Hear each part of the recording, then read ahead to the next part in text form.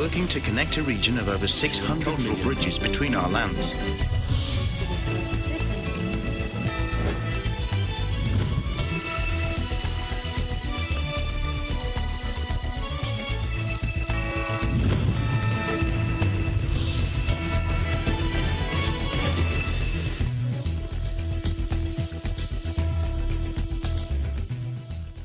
Hello, I'm Alma Angeles. Welcome to ASEAN in Focus. And joining me today is from our EBC Vietnam Bureau. Hello, Gwyneth. Hello, Alma. I'm Micah Gwyneth Apostle from EBC Vietnam Bureau, giving you the news in the dynamic ASEAN region. On today's headlines. Thailand's state of emergency has been extended until the 15th of January. Our discussion. Philippine Ambassador to Russia, Carlos Soreta, said Russia could begin production of COVID-19 vaccines for the Philippines in January next year. And Malacanang said President Duterte will be among the leaders participating in the upcoming virtual summit of the Asia-Pacific Economic Cooperation, or APEC, Forum on November 20.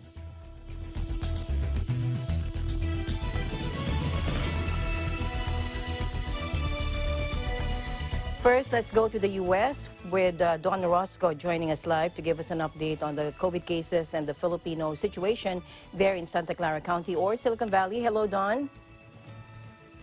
Good afternoon, Alma, and good afternoon, Mika, and to the rest of our televiewers.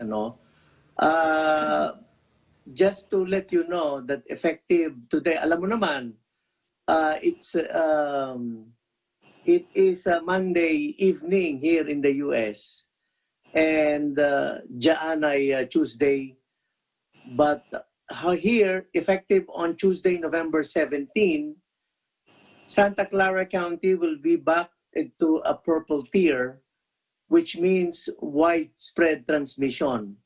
It is the most restrictive on the state's blueprint for a safer economy, along with 39 other counties. So which means practically the whole of California is back on the purple tier, which means there's no more indoor dining. Gyms and fitness centers can only operate outdoors, and indoor gatherings will be prohibited. Retail stores will again go back to just 25% capacity. The county currently in the orange tier expected to be moved back to red on Tuesday, but because of the alarming rise in COVID-19 cases and hospitalizations throughout the state and the county, the state made the announcement on Monday, November 16, that this was imposing a more extreme response. So the county will actually work today on the change and the mandates of the guidelines for the populace to follow, just to ensure the safety of the citizenry. And going back to the numbers that is prevailing right now, as of Monday, November 16, in Santa Clara County, there is about 28,000 reported COVID-19 cases, an increase of 1,560 cases since Monday of November 9 last week. These are cumulative numbers and don't reflect the number of people who have recovered or those who may have COVID-19 but have not been tested. 444 people have died, an increase of 11 since Monday, and November 9, 135 are now in hospitals and an increase of 32. Again, in a span of just 1 week. So the total number for the entire California is 1,019,345. And then there are 18,253 have died. So far, that's the latest case in terms of the COVID here in the entire California, and of course, particularly in our Silicon Valley. Been informed that cases in California County is in triple digits. By the way, how is downtown San Francisco? Many Filipinos live there. You might as well let me know how our kababayans are doing. Well, first of all, remember, prior to the election, on the eve of the election, actually, most of the businesses were actually boarding up. They boarded up. They covered their glasses, their frontage, by putting it plywood and some board. Yes. But now I was actually there today to check out how it is, how they are coping up, and there are no more boards covering the stores. So again, it is business as usual because, you know, California has always been a democratic state. So I think the danger of looting and rioting is out of the question anymore, simply because it has died down as they foresee a victory to be given to Joe Biden here in the whole of United States. All right. And so far, there's really nothing much to dwell on other than, again, we are back. California is back into a purple tier, which is really the sign of which is that we are just like in the beginning of COVID, where there is widespread transmission. Reporting live here in Silicon Valley, this is Don Orozco, and we live in interesting times. Thank you very much, Don.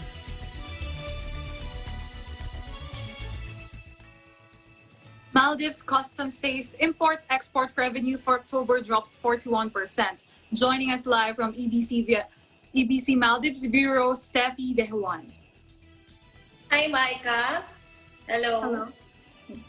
So here's the latest updates from the island country of Maldives. Maldives Customs Service revealed that import-export revenue for October dropped 41% compared to the figures for the same period in 2019. According to statistics published by Customs, Maldives collected a total of $11.3 million as import-export revenue last month.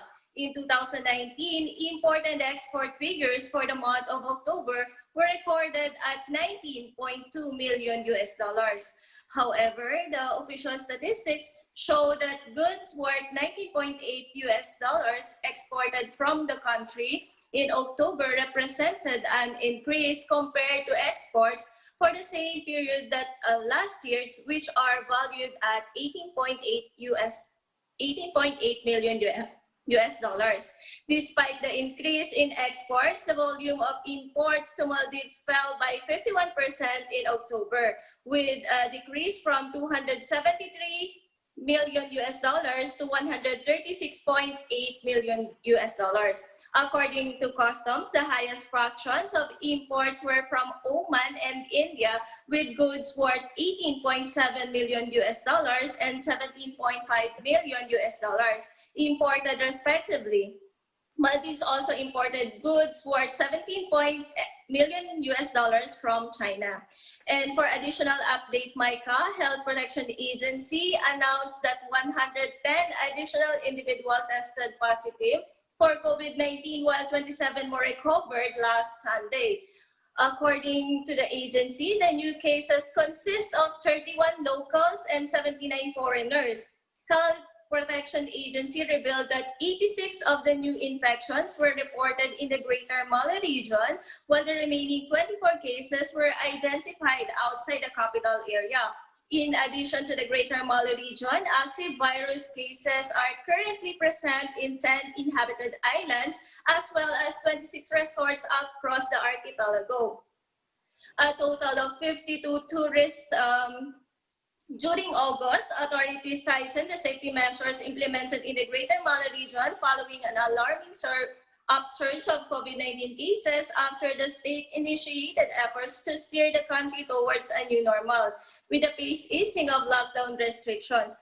After a long period of recovering over 100 daily cases, the numbers fell to 2 digits during the most part of September. Throughout October, the numbers had slipped further down below 50 with a few spikes or rare occasions. Within this same period, the number of recoveries saw a significant increase, bringing the number of recovered cases to over 90%. Despite the sustained decrease in virus cases, Health Protection Agency has renewed calls for citizens to adhere to protective measures to contain the spread of the virus, cautioning against a public sentiment that the outbreak has been controlled. And that's the quick update from Maldives. Back to you, Micah. Thank you for your updates, Steffi.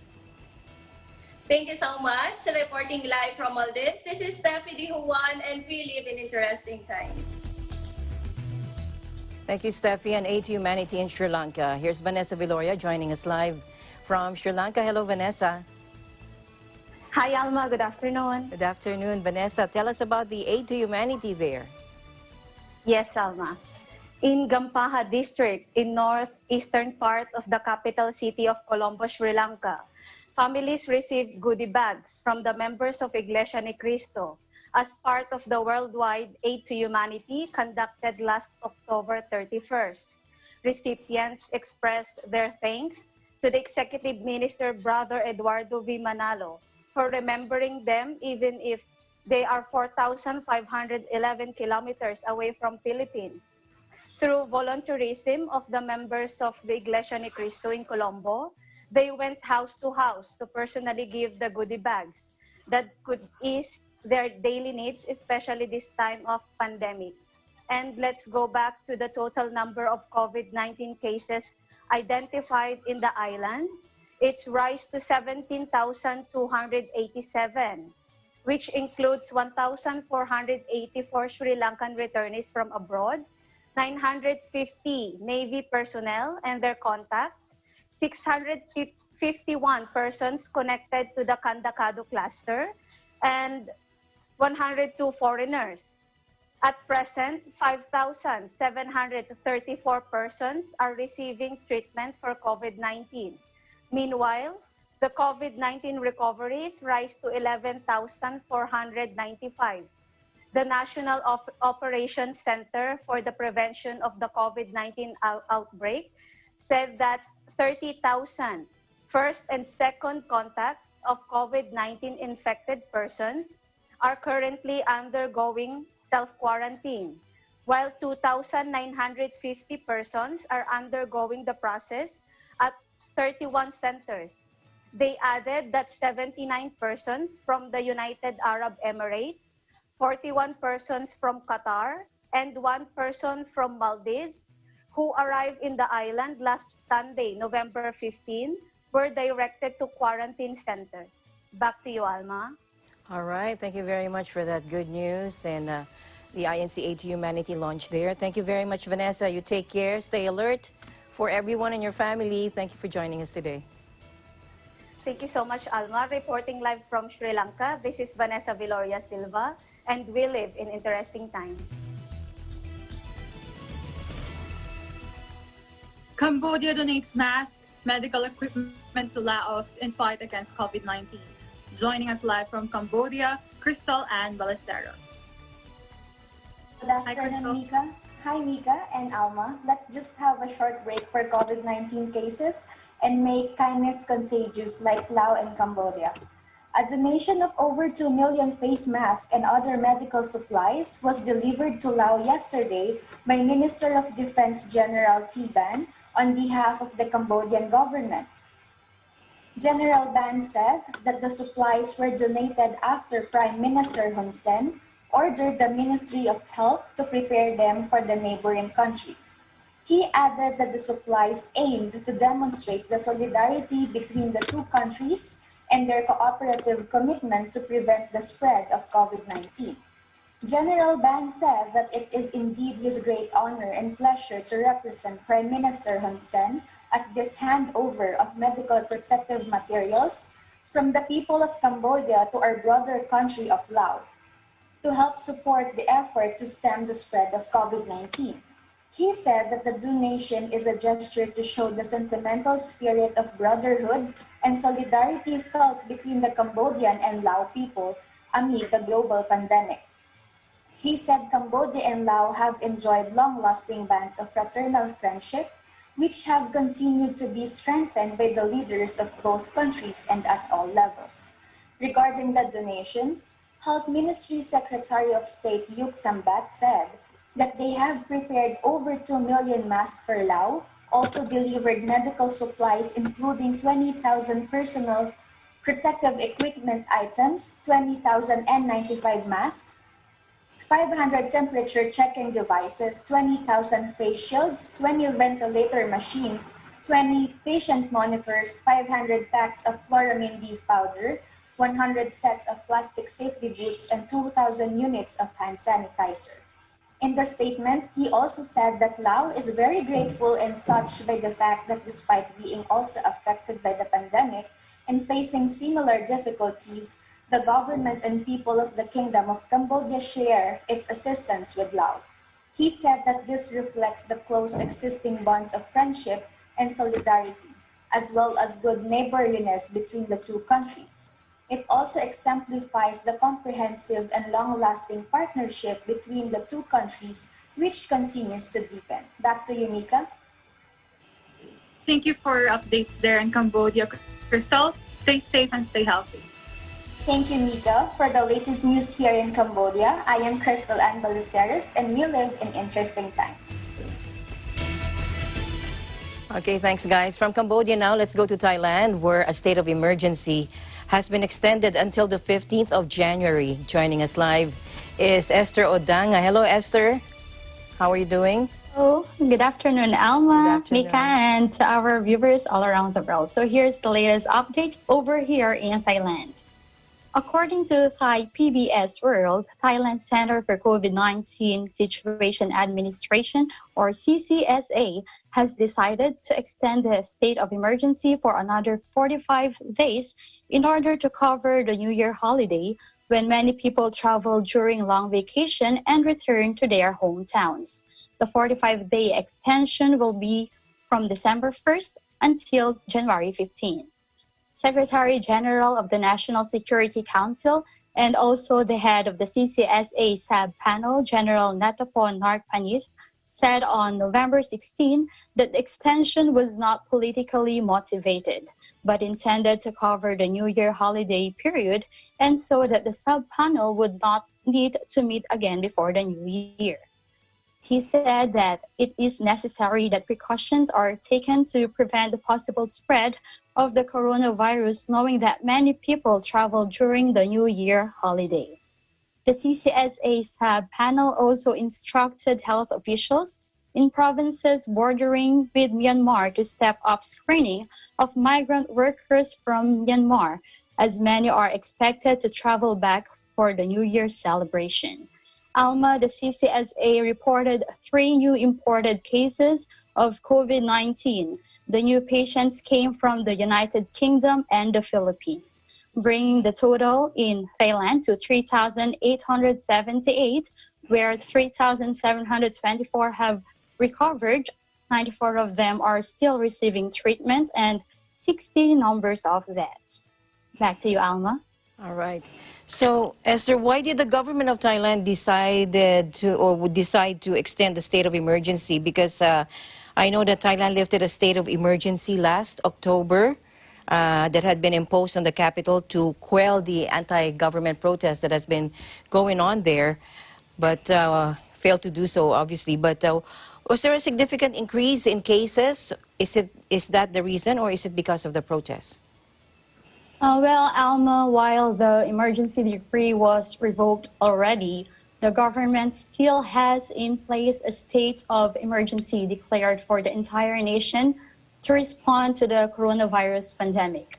As we all know, student-led demonstrators have continued here, actually defying an emergency decree imposed last time that banned gatherings of more than 5 people. However, the government insisted that it's really because of the holidays, where many people travel during the New Year. They think it's safe to do so to prevent any more spread of the coronavirus. All right. Thank you very much, Esther, for your updates there. Looking forward to more updates. Thank you. Stay safe, stay alert, stay healthy. Same to you, Alma. Reporting live from Pattaya, Thailand. This is Esther Adanga. We live in interesting times. Meanwhile, the father of a French-Irish teenager whose body was found in the Malaysian jungle told an inquest he heard noises in the family's holiday chalet before she disappeared. The body of Nora Quarren, a 15-year-old with learning difficulties, was discovered unclothed last year after a massive hunt through the rainforest. Take a look. Later in the night, I also did hear some muffled noise. I cannot describe exactly what that noise was because I was in a state of being semi-conscious and asleep. But I did hear muffled noise from when I was in bed that seemed to be coming from the chalet. I was in a state of being half asleep or being semi-conscious. I could hear and sense some muffled noise. I could hear it was close. I could feel it was close, but I cannot accurately describe exactly where it came from. I appreciate I'm not an expert, but to us, the body didn't seem compatible, or the state of Nora's body didn't seem compatible for someone wandering off in the jungle, half naked, without shoes. I believe it's a possible scenario that perhaps the abductors who took Nora realized that Nora actually perhaps was a liability instead of an asset because of her handicap. And also probably they had not anticipated the incredible search and rescue operations in place and the worldwide media attention to this crisis, and perhaps felt that in a state of panic, it would be safer for them to release Nora. Now, the teen's mother, Mia Quarren, made similar claims in her testimony last Wednesday. They discovered their daughter was missing the next morning.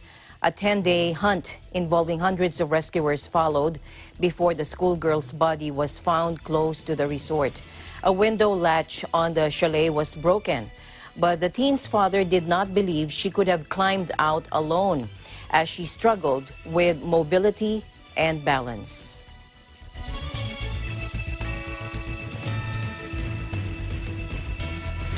Asean in Focus will be right back.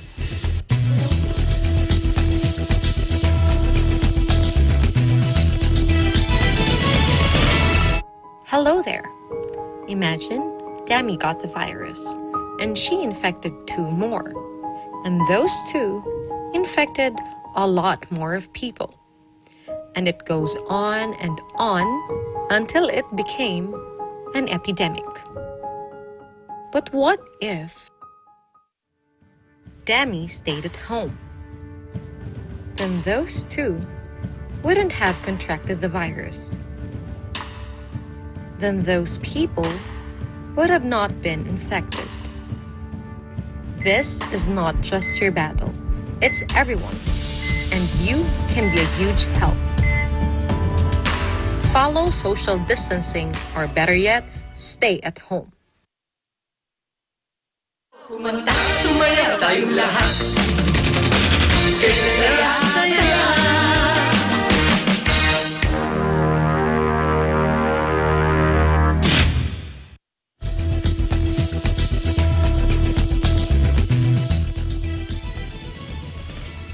Philippine Ambassador to Russia Carlos Soreta said Russia could begin production of COVID-19 vaccines for the Philippines in January next year. The country should also prepare the cold storage required for such vaccines from Russia. He also mentioned that there is a Russian vaccine that does not require extreme temperatures, but it is a little more expensive. Our discussions, the Russian government, through its agency, has told us that they can make available their vaccines to us. So Of course, it's subject to our doing our own due diligence on it. But they can start producing for us because they have to produce it as it's ordered. But as early as January, if we are ready to accept it. They also have nagpirmahan na po sila ng co-production agreement sa mga ilang bansa, tulad ng Korea, who could, after satisfying their domestic need, also supply. The Russian strategy is a little different from the Western pharmaceutical companies. They are allowing co-production. They have signed agreements or are negotiating agreements in almost every region of the world to be able to supply it to the widest demand possible. They know the demand is very high. So it's really a matter of how early we can do our own due diligence and then sign agreements, do the procurement process. And although there's a version of the vaccine that will not require extreme temperatures, but it might be a little more expensive. So there are some details that we're discussing together with our DOH and DOST, and also discussing on the business side and the regulatory side, both in terms of supply and possible co-production.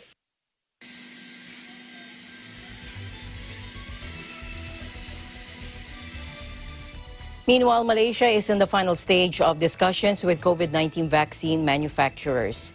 They're hoping to put this into use by the first quarter of next year.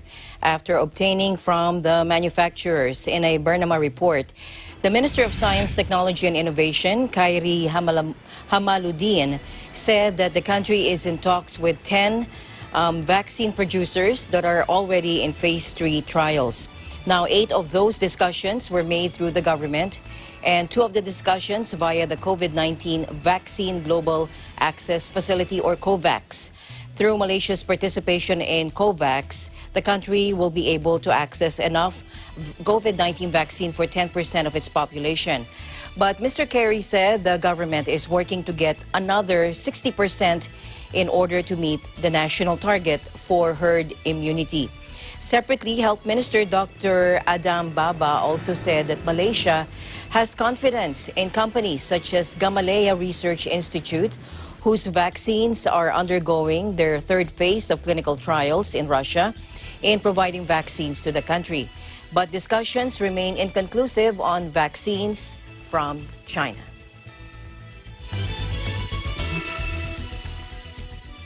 Vietnam unveiled its revised law on HIV or AIDS prevention and control. The new law amends 15 regulations and abolishes 2 articles of the current law on HIV or AIDS prevention and control. Especially persons who voluntarily seek HIV testing must be full 15 years or older and have full Civil Act capacity.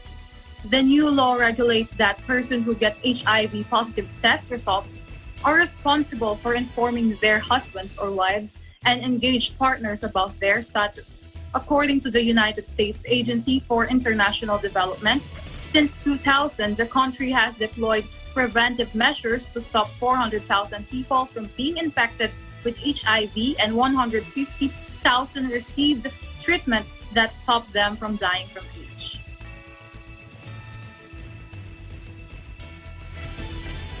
Economic growth in the Asia-Pacific Economic Cooperation, or APEC, slumped by 3.7% in the first 6 months of 2020 and projected to contract by 2.5% year-long, or amount to output loss of $1.8 trillion. It'll be the foremost time that the region's economy will contract in 3 decades, according to a report by the APEC Policy Support Unit issued by the APEC Secretariat and received on Monday. The APEC was formed more than 30 years ago and has seen economic recessions, financial crisis, commodity price volatility, pandemics, and terrorist attacks. Yet, in terms of economic losses, this has been a year like no other, according to Director of the APEC Policy Support Unit, Dennis Yu.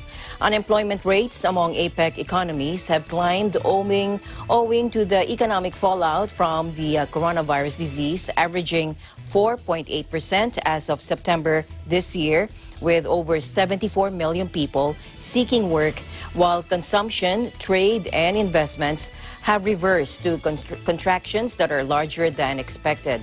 The recent APEC regional trends analysis highlighted the necessity for APEC economies to continue to deploy fiscal and monetary support measures so that health systems remain adept at coping, and some economies can handle resurge or rise in the cases of virus infections. The report also recommends member economies to introduce, implement, and enforce structural reforms to support recovery in the medium to long term.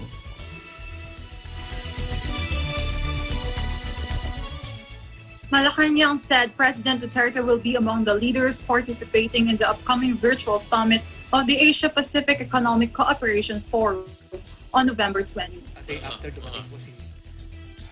Global warming. And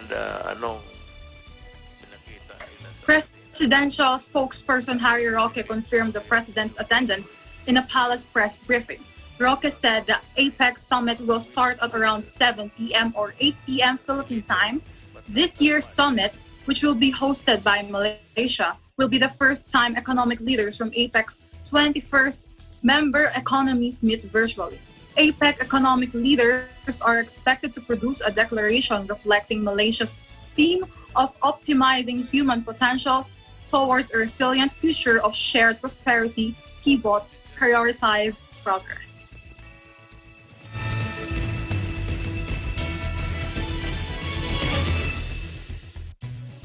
Asian Airlines rallied Tuesday as hopes the world could begin to return to normal were boosted by news that other vaccine candidates appeared to be effective against the coronavirus. All three main indexes on Wall Street rallied, with the Dow and S&P 500 hitting new record highs. However, Asia was unable to maintain the momentum from the previous day, with Tokyo flat and Shanghai, Seoul and Wellington in the red, while Hong Kong, Sydney, Singapore, Taipei, and Jakarta rose.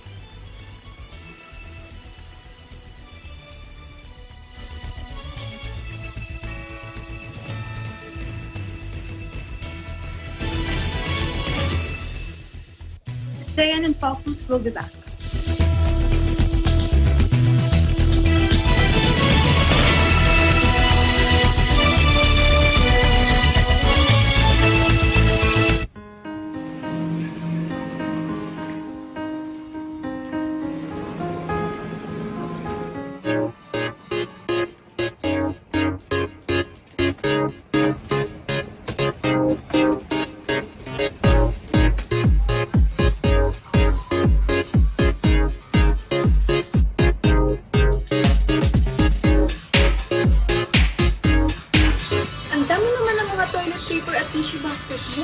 Hindi mo ba alam, mauubos daw ang mga tissue products? Bakit naman? Ang raw materials daw ng mask at tissue products ay iisa lang. Saan naman galing ang balitang yan? Ay basta, narinig ko lang din. Maraming din kayang nagpo-post sa Facebook at Twitter, kaya kung ako sa'yo, kumuha ka na din. Sige na't mauna na ako sa'yo Huwag basta-basta magpaniwala sa mga nakikita o nababasa sa social media. Magsaliksik at i-verify ang lahat ng impormasyon nakukuha sa internet. Tandaan, maging responsable tayo sa paggamit ng social media nang hindi magdulot ng panic sa iba. Kung paanong dapat labanan ng COVID-19 ay gayon din ang ating pagsugpo sa black propaganda at maling impormasyon. Dennis Lu, Lou Omelda, Louis General Partosa, Tyranel Pililu, Hannibal Arevalo, EBC Japan Bureau. We live in interesting times.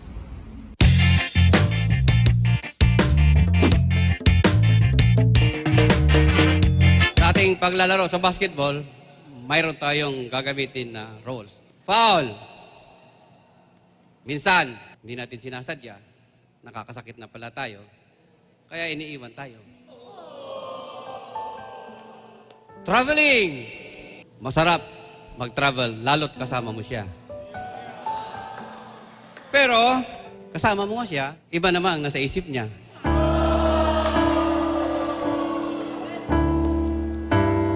Out of bounds. Masaya sa simula, may hangganan din pala. Substitution. Meron tayo, substitution. Pwede kang pumalit sa lugar niya, pero huwag mong kakalimutan, kaibigan ka lang niya. Time out. Pwede kayo magpahinga, nakakapagod na, kapag pinaglalaroan ka.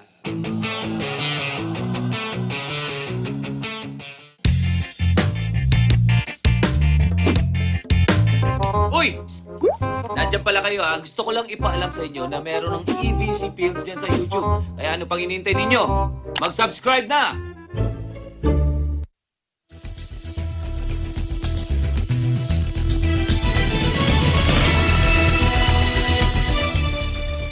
Welcome back. 15 Asia-Pacific countries signed the world's biggest free trade deal, seen as a huge coup for China in extending its influence.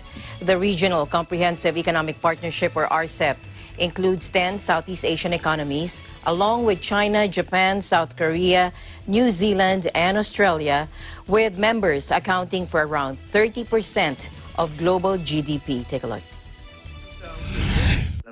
Khuôn khổ hợp tác mới của Hiệp định RCEP sẽ góp phần đẩy mạnh tiến trình xây dựng cộng đồng kinh tế Asean 2025.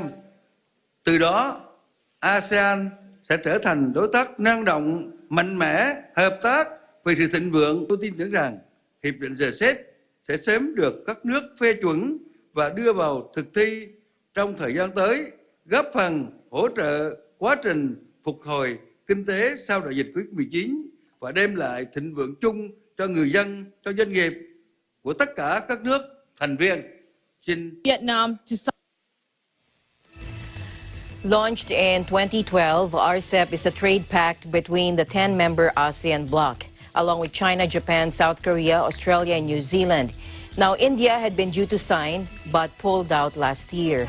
The deal includes 2.1 billion people, with RCEP's members accounting for around 30% of global GDP, and its aim is to lower tariffs, open up trade in services, and promote investment to help emerging economies catch up with the rest of the world. Specifically, RCEP is expected to help reduce costs and time for companies by allowing them to export a product anywhere within the bloc without meeting separate requirements for each country. It also touches on intellectual property, but will not cover environmental protections and labor rights. It mainly matters because it sets new trade rules for the region and has China's backing, but doesn't include the U.S. Now, observers say it solidifies China's broader geopolitical ambitions in the region, where it has faced little competition from the U.S. since President Trump pulled out of a trade pact of its own.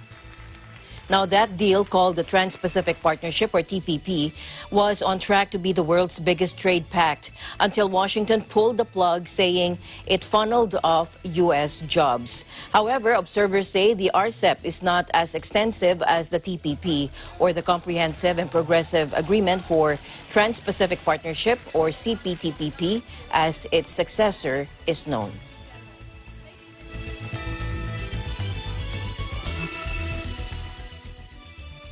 Vietnamese Prime Minister Nguyen Xuan Phuc concludes the four-day ASEAN summit in Hanoi, which was held online due to coronavirus, by handing over the chairmanship to Brunei and saying that ASEAN always keep the door open for India to rejoin the process of RCEP.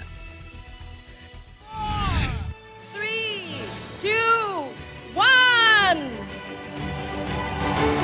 Ladies and gentlemen, the gavel of ASEAN Chairmanship has officially been handed over to Brunei Darussalam, Chair of ASEAN 2021. Please give a big applause to congratulate Brunei Darussalam in taking over.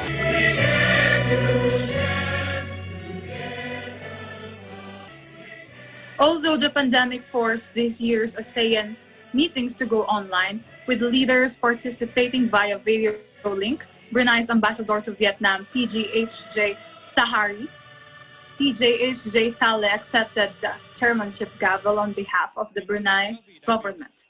Vietnamese Prime Minister Nguyen Xuan Phuc said that leaders of ASEAN countries discussed and agreed on a range of drastic and practical measures to boost cooperation to respond to and overcome challenges facing the bloc, including the COVID-19 pandemic, and to make the ASEAN community become stronger and truly become a nucleus of the region with people always put at the center.